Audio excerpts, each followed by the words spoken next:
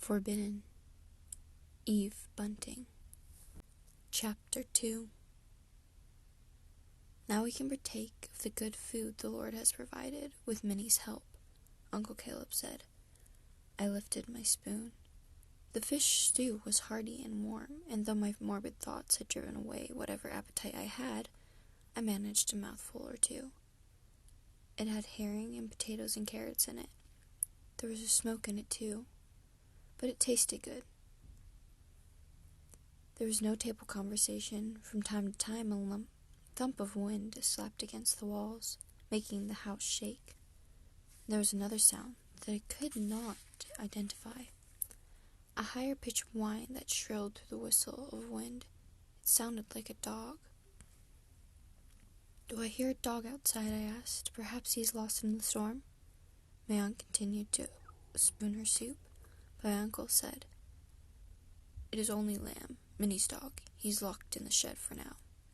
He does not take kindly to strangers, Minnie said. We want to prepare him for you. And you for him, my uncle added. I am accustomed to a dog, I said. We had a family spaniel for years. His name was Ginger. The thought of Ginger sleeping by our fire, my father reading the paper, my mother at her needlework, brought tears to my eyes. I squeezed them away. Lamb is not a family spaniel. Aunt Minnie bent her head over her food. I could see that this subject was now closed. When we had eaten our fill, Uncle Caleb pushed back his chair. Now I must speak to you of your parents. I should have sent you our condolences at the time of their deaths. That I did not is my shame, and I trust you will forgive me. We offer our condolences now. Influenza, was it not? Yes, I said. They died 2 days apart. I tried hard not to look at his ears as I answered him. It was difficult. Why didn't he cover them with a cap, or let his hair fall over them? The little bead-like growth shone silverly in the lamplight. He leaned toward me. There was something in his eyes I could not put a name to. In your parents' house? He asked. What became of it? It awaits me, I told him.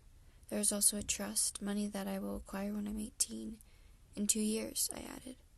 I advised Mr. Broham, my solicitor, that I could live in our home still. I could have a woman come stay with me. I would have been content, not have been a burden to you and Aunt Minnie, but he would have none of it.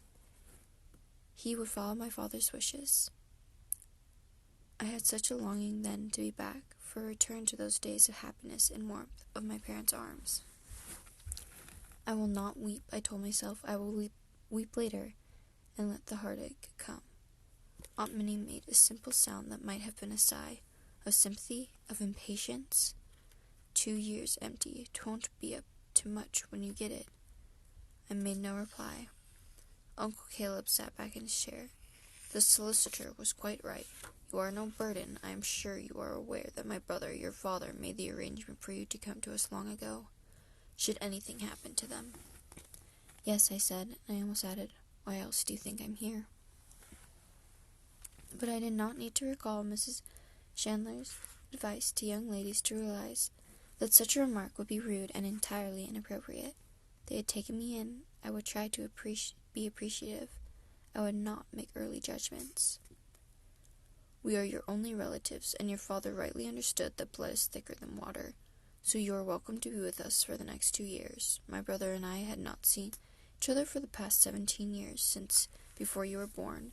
We have communicated. I had advised him of my successful station in life, my apothecary shop, my splendid house in town here. He no doubt did not know of my new circumstances, or that my previous wife, Henrietta, had died, and that I had remarried. So my father had thought he was sending me into a comfortable situation. My uncle removed a silver snuff-box from his waistcoat pocket and partook of a pinch. Aunt Minnie suddenly banged her spoon against the edge of her bowl, and my uncle gave a start. Oh, forgive me, my dear, he said, and passed the snuff-box to her. I watched her skillfully take a pinch, and almost nothing that had been said or transpired surprised me as much. A woman helping herself to snuff. What would Miss Chandler have said about that in her etiquette book? I sat thinking of my poor, ill-informed father, not giving a thought of the possibilities of change in his brother's circumstances. never dreaming that he and my mother would die so soon and together. I have a new profession now, my uncle said, his nose twitching before he gave forth with a gigantic sneeze. My aunt's sneeze echoed his. The work I do now is more to my liking. I believe it was when your solicitor received the information on our change of living styles that he made the financial arrangements for me to keep you. You may as well know we are to receive 2 guineas a month for your keep and another 100 guineas from your trust inheritance at the end of 2 years. He frowned. To leave behind him money like that, my brother must have been rich. He was the lucky one. I always got the short end of the stick. My aunt spoke quietly in a remonstrating tone. We must be thankful for the 2 guineas, Caleb, and we must take care of our dear niece in expectation of more when she leaves us. The words were puzzling, and not said in a gracious way. Why did I think of them as menacing? No need, I told myself. It is good that she is speaking at all. True. They exchanged nods. I'm a fisherman now, my uncle said. I have a sturdy boat and the gifts God gave me from sea. We live a godly life, appreciating his blessings. He pushed back his chair. Minnie, will you show her where she is to sleep? I fear that carriage driver did not fulfill his obligations and take her belongings where they are to be. You will both have to help me. I got up from the table, ready to help with the trunk, but my aunt said, Bring the lamp. I have handled heavier than this.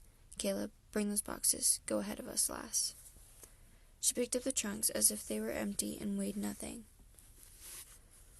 I went ahead, up the narrow stairs, holding the lamp high, their shadows coming after me along the wall. That door, she said. I opened the door and she indicated. It was so close to the top stair that I could take one step and be inside of it. She set the trunk on the bare wooden floor. Light from the lamp danced across the narrow bedstead made of planks, a small table, a chair, and an ornate chest of drawers. I had a moment to think that it must have come from their previous home. We've made it comfortable for you, Uncle Caleb said. You don't put that quilt on your bed. That was very kind of you. Did you stitch it yourself? I asked. It was a pretty bed cover with squares of pink roses and green leaves. No, I found it. I'm not a roses kind of woman. She gave a yelp of laughter. Thank you for letting me use it, I said. She did not respond, but took a stub of candle from a small drawer in the chest and lit it. Uncle Caleb lifted the oil lamp and pointed to a row of pegs on the wall. You can hang your clothes on there. Come down again for reading and prayers before you go to your bed. And don't dilly-dally. Your aunt and I believe in early sleep. I didn't care for being ordered. I didn't want to go down again. But I was there for 2 years, and I would have to get used to their ways. I would do as he asked, no, demanded. I must learn not to take umbrage at the autocratic tone of his voice. When they had left, I studied the room. It had a sloping ceiling and one window set high. When I stood on the bed, I could see through the glass, though there was nothing out there but the dark, and one of the twisted limbs on the tree. There was a wooden stool with a basin on it. I could not imagine what purpose the basin had, as there was no water jug to go with it. Perhaps it was supposed to fill one and carry it up so I could wash in private. I set about putting my garments in the dresser drawers, and beneath them, my purse with the small amount of money I had been given by the solicitor, the books I had brought, The Pilgrim's Progress, a novel by Marie Edgeworth, and 2 books of poetry. I placed one on top of the dresser. I hung my dresses and skirts and my one jacket on the pegs and laid my red shawl on top of my empty trunk. One day I will put all my belongings back in the trunk. I will leave Raven's Roost and go home. I comforted myself. I will bring flowers to the graveyard where my parents lie, and I will be close to them again. Already the room was cold. The sound of the wind shivered the walls, as if trying to lift the house and carry us all away. But I reminded myself that it had stood for 100 years, and it had survived. Reluctantly, I took the candle and went again down the narrow stairs. My uncle sat at the table, a large Bible in front of him. My aunt, Ramrod Straight, was opposite him. She motioned to the chair as I sat.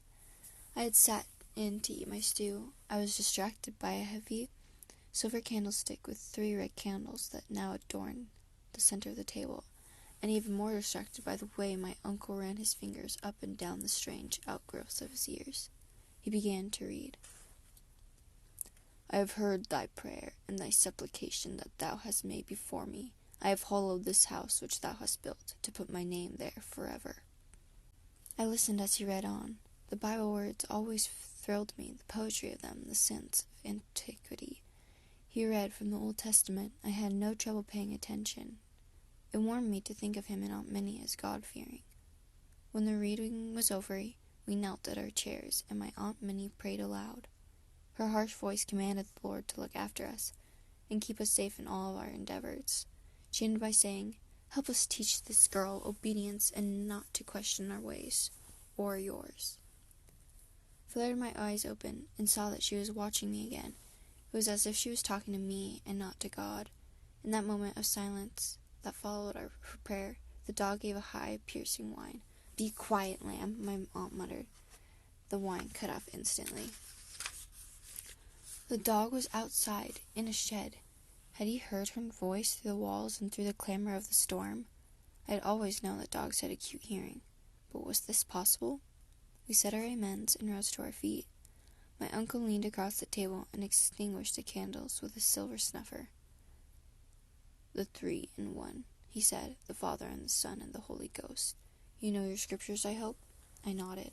Get you to bed now. He turned away from me.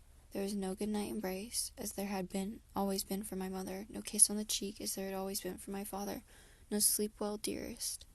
Nothing. These were their manners, and I was not to question. Good night, I told them, and picked up my candle. Good night, girl. I started up the stairs, but I forgot my cloak and bonnet that I draped over the chair when I first entered Raven's roost, and I went down again, quietly, to retrieve them. My uncle was speaking. Will she be strong enough, Minnie? He asked. In her body, yes. In her mind. In her head, I do not know. My aunt answered. We may have to persuade her. There was a silence. I clutched the banister, afraid to move. Then my aunt said, Archie sent a message. There's a goodly one on its way. He's been riding along the shore path, keeping an eye on it. He says in all likelihood it'll be here tomorrow. Praise be that it's not tonight and her just arrived. We'll have time to make arrangements before it gets here. Aye, my uncle agreed. I feel it in my bones it will be worth the wait. She's young and strong. She'll be choice. I left my cloak and bonnet where they were and went silently back to my room.